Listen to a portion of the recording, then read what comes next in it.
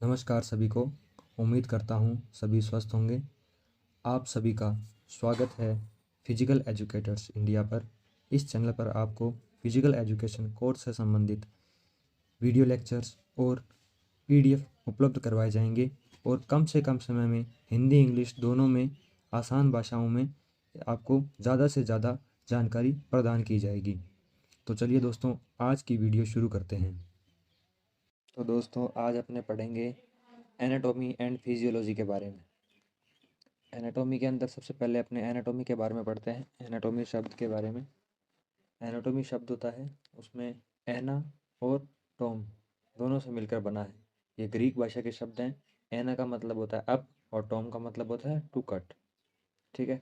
हिंदी में अपने देखते हैं तो हिंदी में इसको जैसे अब अपना ये मोटिव है कि एनाटॉमी एंड फिजियोलॉजी होती है ना, वो हमेशा अपने को इंग्लिश के टर्म्स के साथ पढ़नी चाहिए, जिससे अपने इजीली अंडरस्टैंड कर पाएँ। क्योंकि जैसे जैसे अपने हायर एजुकेशन में जाएंगे वैसे वैसे एनाटॉमी इंग्लिश में ही की जाती है, और अपने अगर इंग्लिश में पढ़ेंगे और इंग्लिश के लिए यूज टू मतलब आदत लग जाएगी इंग्लिश पढ़ने की, तो उससे क्या हो जाएगा, अपने लिए बहुत फ़ायदेमंद होगा। क्योंकि आगे भी जो एग्ज़ाम होते हैं ना, उसके अंदर एनाटॉमी को ऐसे शरीर रचना विज्ञान या ये नहीं लिखा जाता। उसके अंदर हमेशा हमेशा यही लिखा जाता है, एनाटॉमी को एनाटॉमी एनाटॉमी हिंदी में लिखा जाता है। तो इस प्रकार से अपने को वर्क करना है। तो एनाटॉमी, एना और एना का मतलब क्या होता है, अप, और टॉमी का मतलब होता है क्या, टू कट। ठीक है। इसके बाद में अपने फिजियोलॉजी के बारे में पढ़ते हैं। फिजियोलॉजी दो शब्दों से मिलकर बना है, फिजियोस जिसका अर्थ होता है फिजिकल, और नेचर, नेचर मतलब जो मतलब प्रकृति से रिलेटेड हो। ठीक है। और जैसे फिजिकल अपने कोई काम करते हैं तो प्रकृति के अंदर ही करते हैं, उस टाइप से इसको जोड़ा गया है फिजिकल और नेचुरल से या नेचर से। लोजिया, लोजिया का मतलब होता है टू स्टडी। किसी के बारे में अपने को स्टडी करनी है, लॉजी होती है वो उस चीज़ का अध्ययन होता है, तो उसी प्रकार से इसको जोड़ा गया है।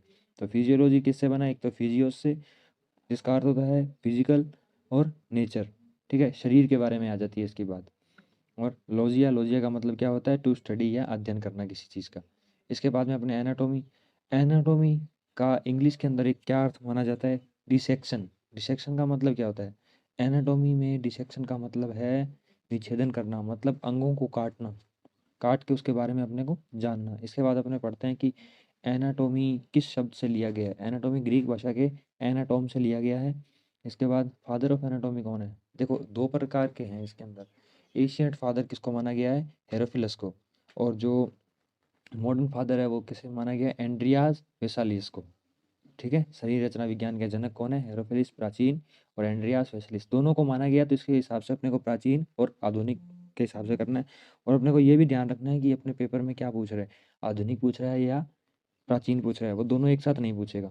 इसके बाद में अपने आगे मैं बताता हूँ आपको फोटोटॉमी क्या होता है। फोटोटॉमी होता है कि अपने जो प्लांट्स की एनाटॉमी होती है, प्लांट्स की रचना का अध्ययन करना, कि किस प्रकार से ये बनी हुई है और कैसे मतलब इसके मतलब लेयर्स किस हिसाब से है, तो प्लांट्स के बारे में अध्ययन करना, मतलब पौधों के बारे में। ठीक है। और जूटोमी क्या होता है, जूटोमी होती है एनिमल्स के बारे में। देखो एनिमल्स और ह्यूमंस में फ़र्क होता है। ठीक है। एनिमल्स मतलब जानवरों में आ जाता है, और ह्यूमन के लिए कौन सी होती है, ह्यूमन के लिए एनाटॉमी है ही, ह्यूमन एनाटॉमी। ठीक है। इसके बाद में ये देखो, जैसे फाइटोटॉमी को किसके लिए, पादप शरीर रचना विज्ञान, और जूटोमी पशु शरीर रचना विज्ञान। ठीक है। एनाटॉमी का अब अपने डेफिनेशन देखते हैं। Anatomy is the study of the structure of the body and of the relation of its consequent parts to each other. इसमें अपने हिंदी अर्थ में जाते हैं तो शरीर रचना विज्ञान शरीर की रचना और उसके घटक भागों के एक दूसरे के साथ संबंध का अध्ययन है।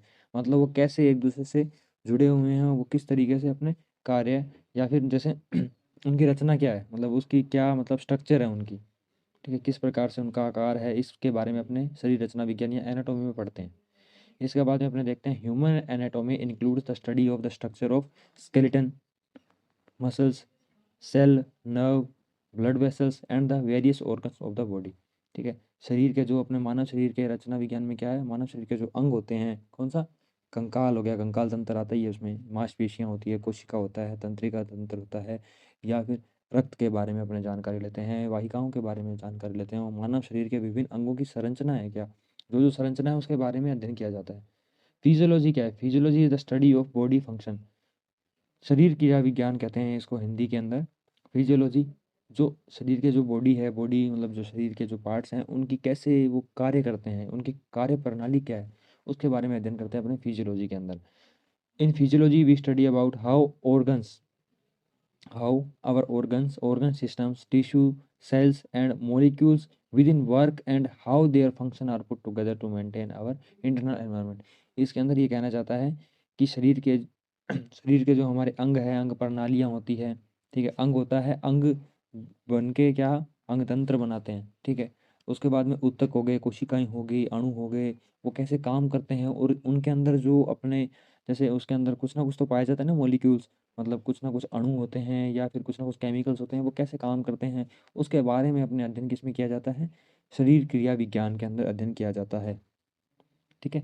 इसके बाद में अपने आगे देखते हैं the digestion of food involves the action of hormones and other chemicals produce by the stomach, liver and pancreas. इसके अंदर अपने ये कहना चाहता है कि भोजन के पाचन में पेट, यकृत और अग्नाशय द्वारा उत्पादित हार्मोन और अन्य रसायनों की क्रिया शामिल होती है। जैसे अब देखो, भोजन के पाचन के अंदर पेट होता है, यकृत होता है, अग्नाशय होता है, वो क्या करता है, वो कुछ ना कुछ हॉर्मोन्स या रसायन, एंजाइम्स वगैरह वो क्या करता है, सिक्रीट करता है। सिक्रीट मतलब या फिर अपना स्राव करता है, उनका स्राव करता है, तो जिससे अपने क्या हो जाता है, जिससे अपने बेनिफिट होता है शरीर के, मतलब शरीर के अंदर जो फूड आया है, भोजन आया है, उसको पचाने में अपना क्या हो जाता है, उस उनका योगदान होता है।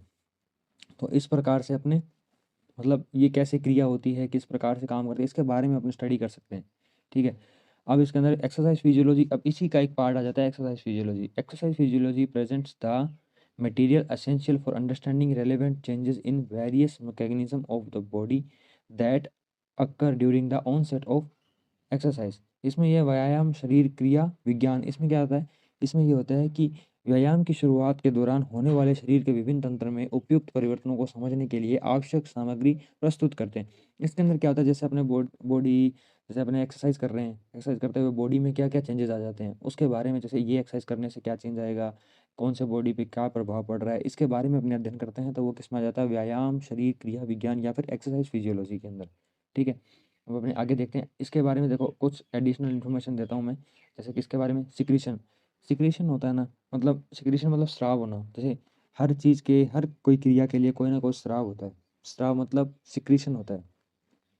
जैसे स्टमक होता है, स्टमक मतलब अपना पेट, पेट के अंदर जैसे भोजन जाता है, भोजन जाता है, अब जब भोजन क्या होता है, भोजन जाता है तो वो एक अलग फॉर्म में होता है, लेकिन उसको टुकड़ों में तोड़ने का काम क्या करता है, हाइड्रोक्लोरिक एसिड करता है। हाइड्रोक्लोरिक एसिड क्या करता है, उनको आराम से तोड़ देता है टुकड़ों में, जिससे अपने पाचन क्रिया और अच्छे से हो सके। तो पेट क्या सिक्रीट करता है, यह स्राव किसका करता है, हाइड्रोक्लोरिक एसिड का, ठीक है। इसके बाद में लीवर, लीवर आ जाता है, liver bile juice, bile juice का मतलब होता है पित्त, पित्त, which turns fat into energy. जो फैट्स होता है ना, फैट्स वसा को किस में बदल देता है, ऊर्जा के अंदर बदल देता है, ठीक है। लीवर के अंदर बाइल होता है और बाइल का क्या काम होता है, फैट को किस में, एनर्जी में बदल देना। इसके बाद में पेनक्रियाज, पेनक्रियाज होता है जो, वो क्या करता है, insulin hormone reduce blood sugar. Insulin होता है, इंसुलिन क्या उसमें हार्मोन होता है जिसको, जिससे स्क्रीट करता है, स्क्रीट या फिर स्राव करता है उसका, जिससे क्या ब्लड शुगर होता है ना, ब्लड के अंदर जो शुगर लेवल होता है उसको कम कर दिया जाता है। देखो ब्लड में शुगर होना भी जरूरी है और ज़्यादा भी नहीं होना चाहिए, इसके लिए दो हार्मोन उत्तरदायी होते हैं। जो इंसुलिन होता है वो क्या काम करता है, वो ब्लड में शुगर लेवल को क्या कम कर देता है। और ग्लाइकोजन होता है ना, वो इसके अंदर मतलब ग्लूकोजन, ग्लूकोजन होता है ना, वो क्या करता है, वो माफ़ कीजिएगा ग्लूकोजन है ये, ग्लूकोजन होता है ना, जो क्या करता है, वो हार्मोन होता है ना, जो हार्मोन मतलब ग्लूकोजन हार्मोन होता है, वो क्या करता है, वो रेज कर देता है, क्या चीज़, बढ़ा देता है, या शुगर लेवल बढ़ा देता है। अगर ब्लड के अंदर शुगर लेवल कम है तो उसको बढ़ा देगा, ठीक है। जैसे इसके अंदर कुछ एंजाइम्स भी पाए जाते हैं, एंजाइम्स होते हैं वो क्या, जैसे ट्रिप्सिन है, ट्रिप्सिन क्या जाता है, वो ट्रिप्सिन किसके अंदर होता है, ये पैनक्रियाज में होता है, पैनक्रियाज में ट्रिप्सिन होता है। वो क्या करता है, वो डाइजेस्ट कर देता है फूड, मतलब किस चीज़ को, प्रोटीन को डाइजेस्ट कर देता है। अमाइलेज होता है, अमाइलेज कार्बोहाइड्रेट को डाइजेस्ट मतलब पचा देता है, ठीक है। इसके बाद में लाइपेज, लाइपेज होता है ना, वो फैट्स को किसमें, फैटी एसिड्स होते हैं ना, जो फैटी एसिड उसके अंदर क्या कर देता है, कन्वर्ट कर देता है, ठीक है। जैसे हिंदी में लिखा हुआ है मेरा, हिंदी में क्या, जैसे पेट, पेट के अंदर हाइड्रोक्लोरिक एसिड को, जो भोजन को तोड़ देता है, ठीक है, हाइड्रोक्लोरिक एसिड होता है। उसके बाद में ये लीवर, लीवर के अंदर पित्त, पित्त जो वसा को ऊर्जा में बदल देता है। अग्नाशय, अग्नाशय मतलब पैनक्रियाज, पैनक्रियाज इंसुलिन हार्मोन शर्करा रक्त को कम करता है। ठीक है, ग्लूकोजन है, ग्लूकोजन क्या हार्मोन, रक्त ग्लूकोजन जो हार्मोन है वो रक्त में शर्करा का स्तर बढ़ा देता है। ठीक है, वो अकॉर्डिंगली बढ़ाना कम करना इसमें चलता रहता है ये क्रिया। एंजाइम्स होता है, ट्रिप्सिन होता है जो प्रोटीन को पचा देता है, अमाइलेज होता है जो कार्बोहाइड्रेट को पचाता है, और लाइपेज वसा को फैटी एसिड में तोड़ता है। इसके बाद अपने पढ़ते हैं कि देखो एनाटॉमी दो प्रकार की होती है, एक होता है मैक्रोस्कोपिक और एक होता है माइक्रोस्कोपिक। तो सबसे पहले अपने मैक्रोस्कोपिक पढ़ते हैं। ये इसको ना, इसके तीन नाम और है, ग्रोस एनाटॉमी, सुपरफिशियल एनाटॉमी या सरफेस एनाटॉमी। इसमें अपने ऊपर ऊपर की बात करते हैं, जिससे अपने जैसे अभी आगे आएगा, जैसे can see with necked eyes, मतलब नग्न आंखों से, मतलब बिना कोई अपने माइक्रोस्कोप वगैरह इसकी सहायता से सीधी खुली आंखों से अपने इसको क्या आराम से देख सकते हैं। किसको, कोई भी क्रिया हो रही है उसको आराम से देख सकते हैं। तो ये माइक्रोस्कोपिक में आता है, मैक्रो, MACROSCOPIC, मैक्रो, इसको मैक्रो पढ़ेंगे। ठीक है, स्थूल शरीर रचना विज्ञान या सतही शरीर रचना विज्ञान। ठीक है, नग्न आंखों से इसको देखा जा सकता है। इसके यूजेस क्या है, लोकेशन, पहली सबसे चीज़ ये है कि अपने को लोकेशन पता लग जाए कि भाई कहाँ पे क्या कार्रवाई हो रहा है, कौन सा बॉडी पार्ट कहाँ पे है। तो इसके बारे में अपने को पता लगाने के लिए किसमें मैक्रो मैक्रो पढ़ना पड़ता है अपने को। ठीक है, मैक्रोस्कोपिक एनाटॉमी। तो शरीर का बॉडी पार्ट्स पता लगाना, connection, how body parts are connected to each other, कि हर बॉडी पार्ट है जो वो कैसे किस दूसरे से कनेक्ट है। Layering, how body parts are layered, layered जैसे मतलब एक दूसरे पे परत बना के हैं, तो वो कैसे परतें तो अपने देख सकते हैं ना, परतें अपने इजीली देख सकते हैं।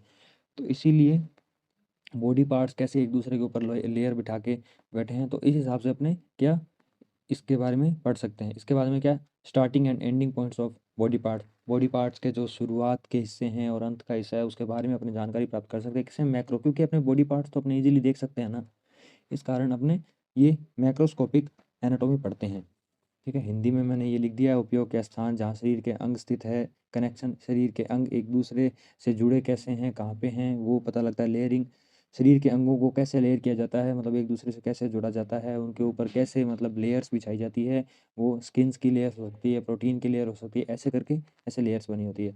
शरीर के अंगों के प्रारंभ और समाप्ति बिंदु, शुरुआती बिंदु है, समाप्ति बिंदु है, उसके बारे में अपने जानकारी ले सकते हैं।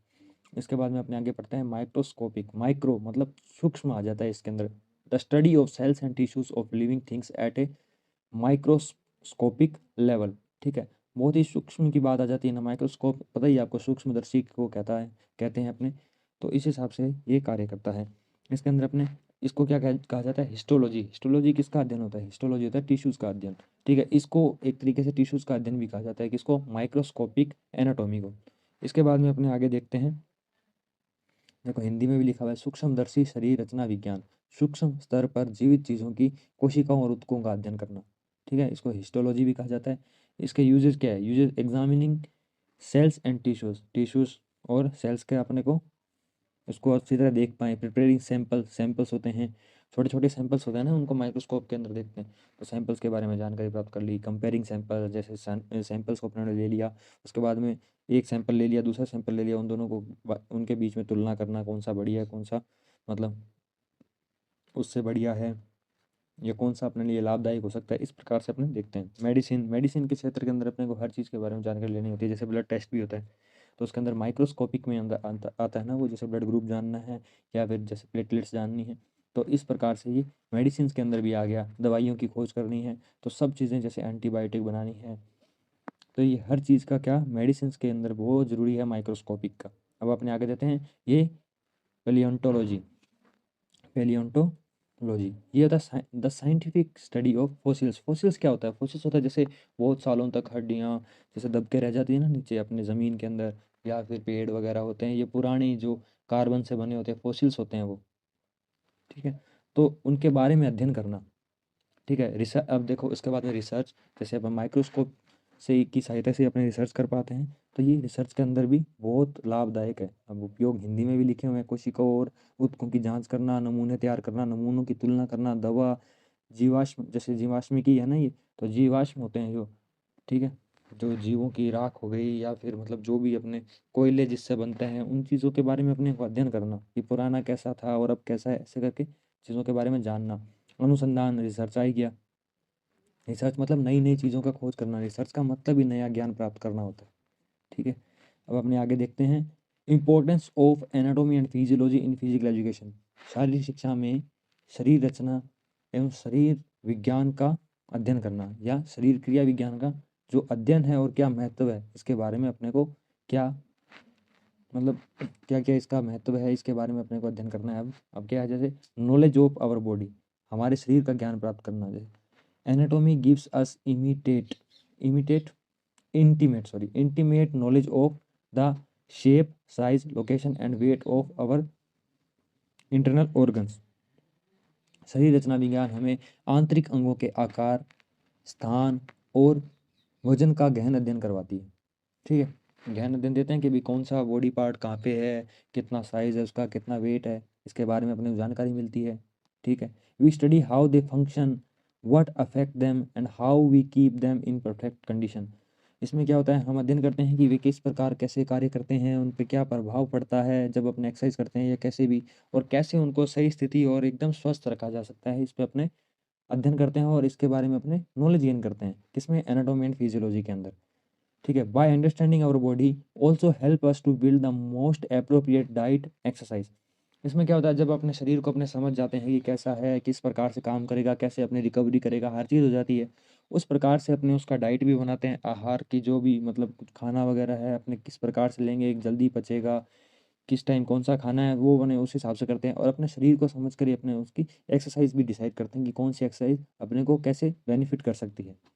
इसके बाद में in addition it helps in selecting a good and appropriate support for an individual in which he and she can perform best.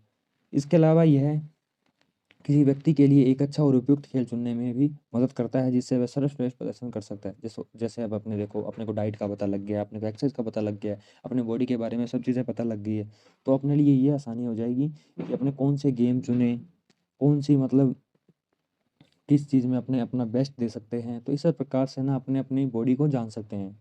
ठीक है, तो इसके बाद में क्या है, study of physiology at the same time provide an adequate knowledge about respiratory system, circulatory system, nervous system, bones, metabolism work and chemical changes that occur inside our body during exercise. अब अपने क्या एक ही समय में मतलब इसी समय के अंदर जैसे जैसे अपने पढ़ रहे हैं फिजियोलॉजी का अध्ययन, श्वसन प्रणाली, परिसंचरण प्रणाली, तंत्रिका तंत्र, हड्डियों, चयापचय क्रिया और व्यायाम के दौरान हमारे शरीर के अंदर होने वाले रासायनिक परिवर्तनों के बारे में पर्याप्त ज्ञान प्रदान करता है। मतलब हर चीज़ के बारे में अपने को पता लग जाएगा कि भाई कौन से मेटाबॉलिज्म क्या होता है, जो अपनी शरीर के अंदर जैसे कोई पदार्थ अपनों खाया है तो उसको जल्दी से जल्दी किसमें एनर्जी में कन्वर्ट करना मेटाबॉलिज्म होता है। किसी का ज़्यादा होता है, किसी का कम होता है, इस प्रकार से ये क्रियाएं होती है।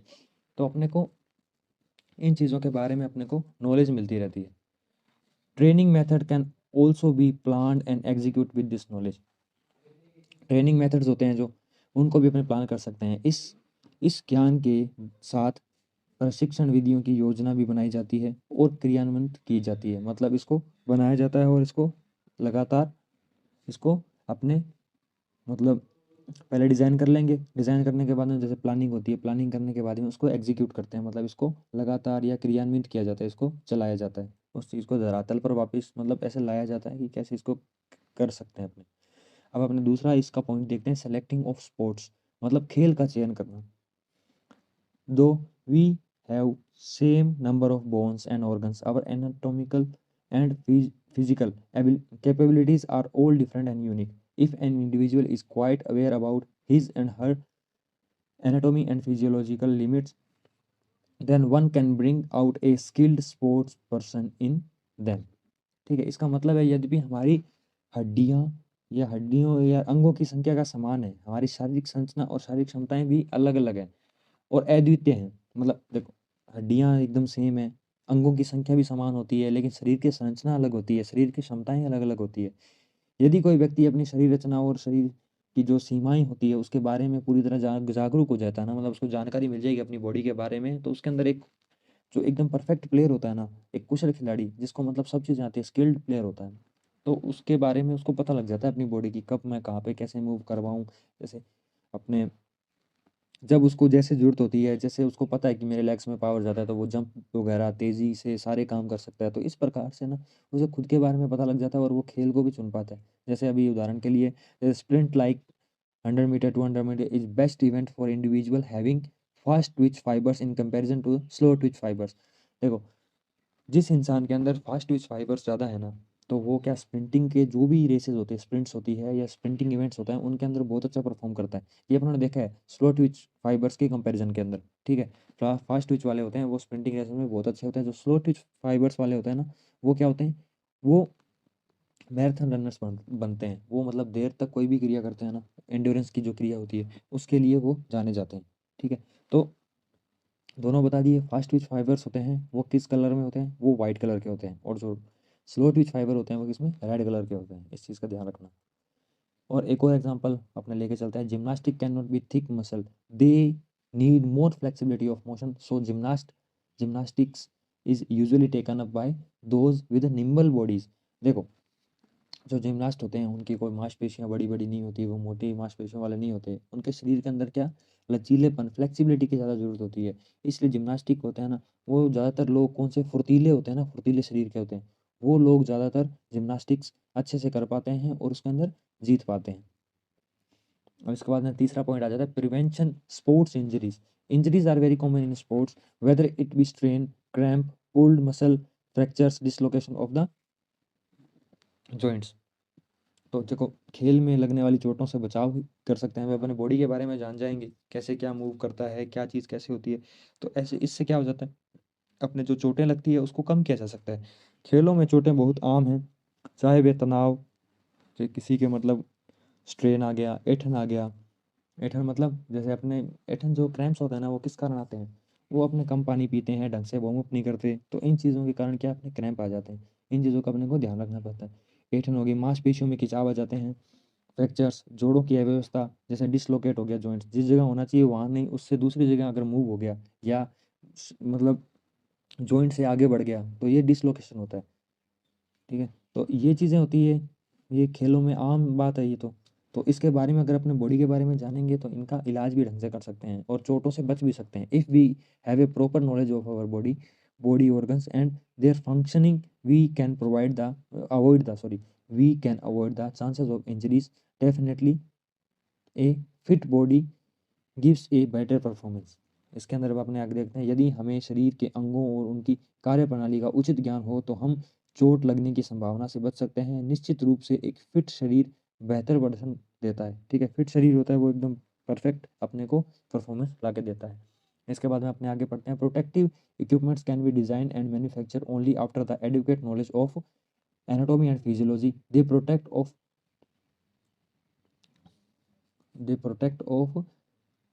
the vulnerable parts of our body and reduce fatigue। शरीर रचना विज्ञान और शरीर क्रिया विज्ञान के पर्याप्त ज्ञान के बाद ही सुरक्षात्मक उपकरणों को डिजाइन और निर्मित किया जा सकता है। वे हमारे शरीर के कमजोर हिस्सों की रक्षा करते हैं और थकान को कम करते हैं। ठीक है, अब अपने आगे देखते हैं, प्रिपरेशन ऑफ ट्रेनिंग प्रोग्राम, प्रशिक्षण कार्यक्रम की तैयारी। A fruitful training programme requires knowledge of the human anatomy and physiology, otherwise it will not only fail to get the best performance out of an athlete but also leave him vulnerable to injuries।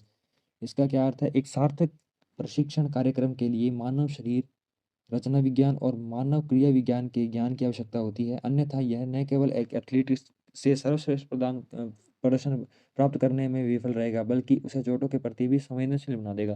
जैसे अगर अपने अच्छे से training programme decide नहीं करेंगे, ठीक है, या फिर मतलब अगर अपने को बॉडी का ढंग से ज्ञान नहीं होगा, शरीर रचना विज्ञान का, ठीक है, बॉडी कैसे काम करती है, बॉडी में कौन से पार्ट्स होते हैं, ढंग से अपने को नहीं पता होगा, तो अपने एक अच्छा अपना ट्रेनिंग प्रोग्राम नहीं बना सकते। अगर ट्रेनिंग प्रोग्राम नहीं बना पाएंगे तो क्या होगा, शरीर जो बॉडी होगी, बॉडी ढंग से रिकवर नहीं हो पाएगी, सारी चीज़ें होगी, और जो प्लेयर होगा वो भी अपना एकदम बेस्ट परफॉर्मेंस नहीं दे पाएगा, जिससे क्या हो जाएगा, वो चोटों की ओर भी अग्रसर हो सकता है ढंग से रिकवरी नहीं हुई तो। ठीक है, अब अपने आगे देखते हैं कि coaches and trainers get to know about the impact of exercises on the body, they are able to recognize how different exercise and duration of exercise and recovery techniques are suitable for trainers। अब अपने आगे देखते हैं कि प्रशिक्षकों को शरीर पर, दोनों मतलब एक कोचेज और ट्रेनर्स होते हैं को शरीर पर व्यायाम के प्रभाव के बारे में पता चलता है, वे यह पहचानने में सक्षम होते हैं कि विभिन्न व्यायाम की अवधि और पुनर्प्राप्ति तकनीकें उनके प्रशिक्षकों के लिए कितनी उपयुक्त है। अंडरस्टैंडिंग द मतलब जैसे देखो एक चीज़ देखो मैं तुम्हें बताता हूँ, अगर कोचेज़ को सब चीज़ें पता है, ठीक है, वो बॉडी का पूरा नॉलेज रखते हैं, तो वो एक्सरसाइज भी उसके हिसाब से करवाएंगे और उनको पता लगता रहेगा कि बॉडी पे क्या इंपैक्ट पड़ रहा है, और जैसे जैसे अलग अलग एक्सरसाइज अलग अलग क्या प्रभाव डालती है बॉडी पे, और मतलब ड्यूरेशन क्या है एक्सरसाइज की, मतलब कि कितनी बड़ी एक्सरसाइज है, ठीक है, ज़्यादा एक्सरसाइज करवाएंगे तो उनको रिकवरी भी ढंग से करवानी पड़ेगी, तो उनको हर चीज़ पता होता है, इस चीज़ की टेक्निक होती है, ठीक है, इसलिए भी बहुत हेल्पफुल होता है कि उनको बॉडी के बारे में जानना चाहिए। दोस्तों अब अपने आगे देखते हैं understanding the difference between male and female. पुरुषों और महिलाओं के बीच अंतर को समझना। Male and female have different anatomies and physiologies, ठीक है, पुरुषों और महिलाओं की रचना और शरीर शरीर के जो क्रिया होती है वो अलग अलग होती है, ठीक है। Male typically have proportionately more muscle mass, more bone mass and a lower percentage of body fat than women. पुरुषों में आमतौर पर महिलाओं की तुलना में अनुपातिक रूप से अधिक मांसपेशियां, अधिक हड्डी का द्रव्यमान और शरीर में वसा का प्रतिशत कम होता है, ठीक है, महिलाओं की तुलना में, जैसे अलग अलग होता है महिला और पुरुष में। In comparison to male, female have a smaller lung capacity and smaller heart, which eventually make a huge difference in their individual respiratory system and cardiovascular system. That also means that men have more endurance than women, and also male have a good muscle mass and more and body mass, hence they have more speed and power in comparison to women। इसके अंदर इसने क्या कहा, पुरुषों की तुलना में महिलाओं की फेफड़ी क्षमता छोटी होती है या कम होती है, एंड हृदय हृदय भी कम होता है, मतलब हृदय भी छोटा होता है और फेफड़ों की जो क्षमता होती है वो भी बहुत कम होती है। तो अंततः क्या होता है, उनकी व्यक्तिगत श्वास प्रणाली और हृदय प्रणाली में बड़ा अंतर पैदा होता है, जैसे मतलब सांस लेने की क्षमता होती है या मतलब छोड़ने की ये क्षमता होती है, इसके अंदर क्या बहुत बड़ा अंतर पैदा हो जाता है। और जो हृदय भी है, जैसे जल्दी पंप करना, लेट पंप करना, जैसे फिर माना जाता है कि जैसे जो पुरुष होता है उसकी हृदय की धड़कन कितनी होती है, 72 72 बीट्स पर मिनट, और जो मतलब 72 बीट्स पर मिनट, और जो वुमेन होती है ना, आइडियल मानी गई है 78 बीट्स पर मिनट मानी गई है, ठीक है, लेकिन हम अपने बोलचाल की भाषा में क्या कहते हैं, 72 आंसर दिया जाता है, ठीक है। अब अपने अगर इंडिविजुअल लेके जाएं तो 78 मैन का और 70 नहीं 72 मैन का और 78 वुमेन का होता है, ठीक है। अब आगे अपने ये पढ़ते हैं, जिसका अर्थ यह भी है कि पुरुषों में महिलाओं की तुलना में अधिक सहनशीलता सहनशीलता मतलब एंड्योरेंस पावर होती है, क्योंकि वो ज़्यादा मतलब क्या उनकी लंग कैपेसिटी ज़्यादा है, इस कारण पुरुषों के पास अच्छा मांसपेशी द्रव्यमान और हड्डी द्रव्यमान होता है, मतलब मांसपेशियां भी बहुत ज़्यादा होती है और हड्डियों की जो डेंसिटी होती है, हृदय या हड्डियों का जो मांस होता है ना, हड्डियां भी ज़्यादा होती है, इसलिए उनके पास महिलाओं की तुलना में अधिक गति और शक्ति होती है, ठीक है, उनमें बहुत ज़्यादा मतलब गति होती है और ताकत भी होती है, ठीक है। With this knowledge, the training program can be made according to their capabilities and limitations. Then only we can achieve a goal. इस हिसाब से अपने क्या ऐसे बॉडी के बारे में जान जाएंगे, आदमी और जो मतलब पुरुष और महिला है उसके बीच का जो अंतर है उसको अपने देख के उस हिसाब से ट्रेनिंग प्रोग्राम बना सकते हैं, और उनकी जो क्षमताएं हैं उसके अनुसार अपने कार्य करवा सकते हैं और अपने अचीव को गोल कर सकते हैं, अपने गोल को अचीव कर सकते हैं। इस ज्ञान से प्रशिक्षण कार्यक्रमों की उनकी क्षमताएं और सीमाओं के अनुरूप बनाया जा सकता है, और तभी हम किसी लक्ष्य को प्राप्त कर सकते हैं। Techniques and selection of sports and equipments differ from male to female. क्या होता है कि जैसे तकनीक होती है, खेल होता है, उपकरणों का चयन होता है ना, वो पुरुषों और महिलाओं में क्या भिन्न भिन्न होता है, अलग अलग उपकरण बनाए जाते हैं, पुरुषों के लिए अलग और महिलाओं के लिए अलग होते हैं, ठीक है। हैमर हो गया, hammer, discus, javelin etcetera are lighter for female. देखो जो हैमर होता है, डिस्कस होता है, जेवलिन होता है, वो हल्का होता है, किंतु महिलाओं के लिए हल्का होता है, ठीक है, पुरुषों के मुकाबले, ठीक है।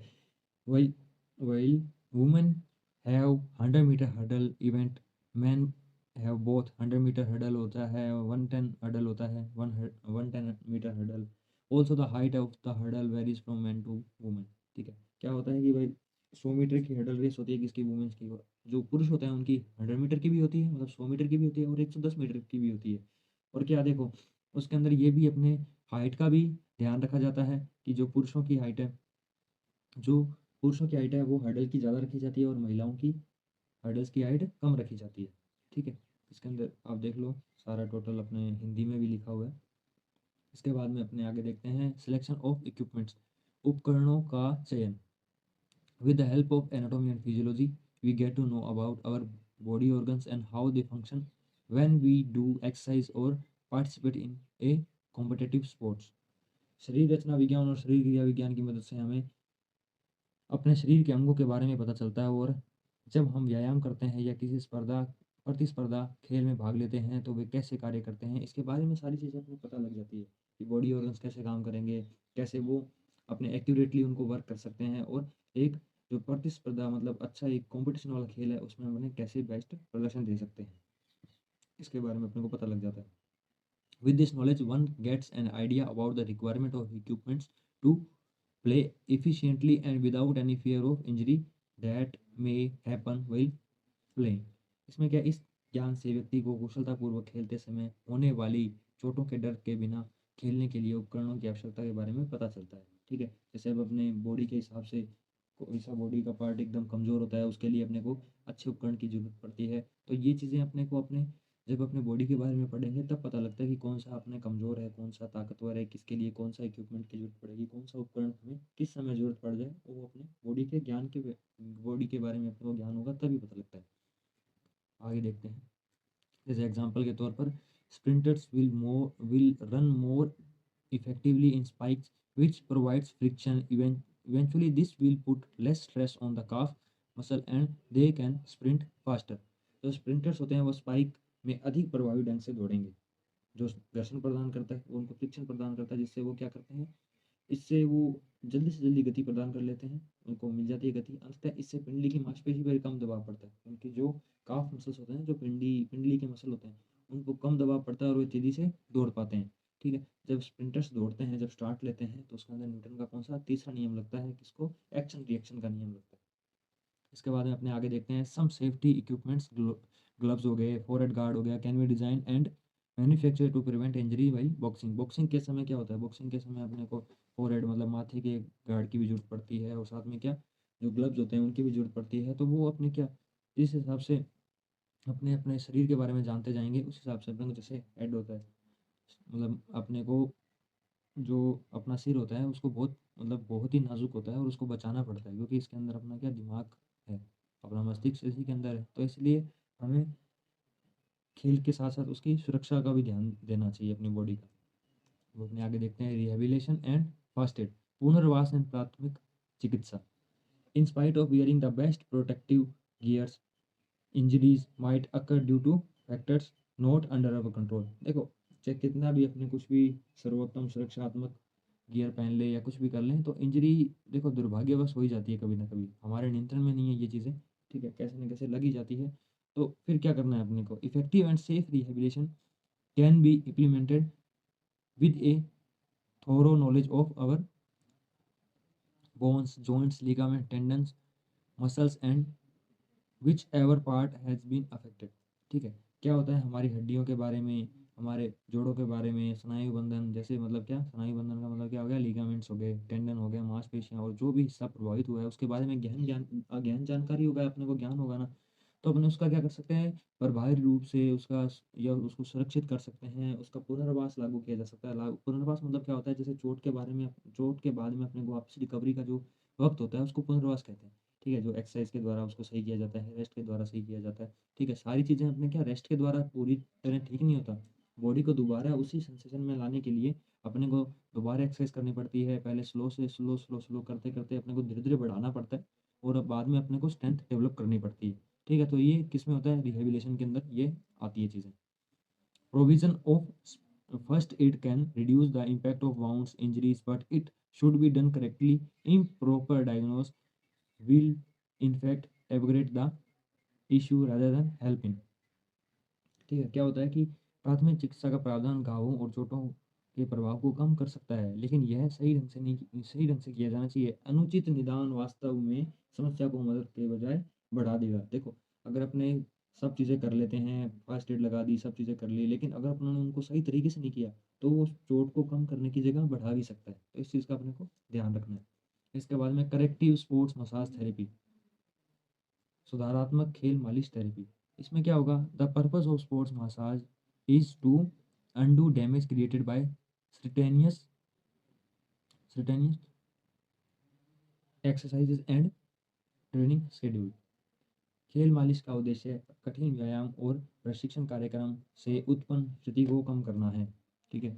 It flushes out toxins, correct imbalance in soft tissues, increase flexibility of joints and thus reduces risk of injury. देखो, सबसे पहले क्या होता है कि जैसे अपने को मसाज की क्यों जरूरत पड़ती है, क्योंकि अगर अपने बहुत मुश्किल अपने व्यायाम कर रहे हैं, व्यायाम मतलब एक्सरसाइज कर रहे हैं अपने, तो उसको रिकवर भी तो करना है ना। रिकवर अपने उसको मालिश के द्वारा अपने अच्छे से रिकवर कर सकते हैं। तो इसके लिए ये क्या ज़रूरी है, जैसे उसका क्या काम होता है, विषाक्त मतलब जो अपने को नुकसान पहुंचाने वाले पदार्थ हैं उनको बाहर निकालना। ठीक है। जो अपने कोमल उत्तक है, कोमल उत्तक मतलब कोमल जो सॉफ्ट टिश्यूज हैं जो जल्दी इंजर्ड हो जाते हैं उनको वापस ठीक करना। ठीक है। ये इसके लिए अपने मसाज, स्पोर्ट्स मसाज जरूरी है, मसाज बहुत जरूरी है इसके लिए। जोड़ों का लचीलापन बढ़ाता है।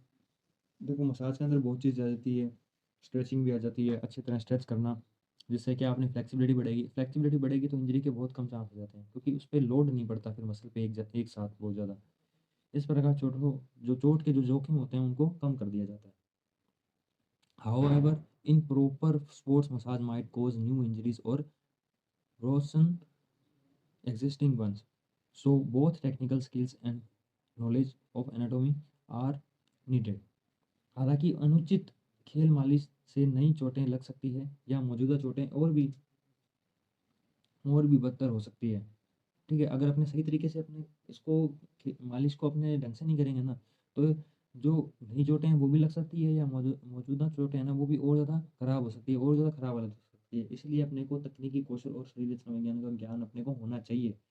अगर अपने को इनका ज्ञान होगा तो अपने सही तरीके से अपने को क्या करवा पाएंगे, इनको ढंग से मूव करवा पाएंगे और एक्सरसाइज अच्छे से करवा पाएंगे। ठीक है। वीडियो में अंत तक बने रहने पर आप सभी का बहुत बहुत धन्यवाद। आप वीडियो के नीचे कमेंट करके मुझे जिस टॉपिक पर आपको वीडियो चाहिए उसके बारे में बता सकते हैं, जिससे मैं जल्द से जल्द उस टॉपिक पर वीडियो बना दूं और नोट्स उपलब्ध आपको करवा दूं। बहुत बहुत धन्यवाद आपका। मिलते हैं अगली वीडियो में। जय हिंद, जय भारत।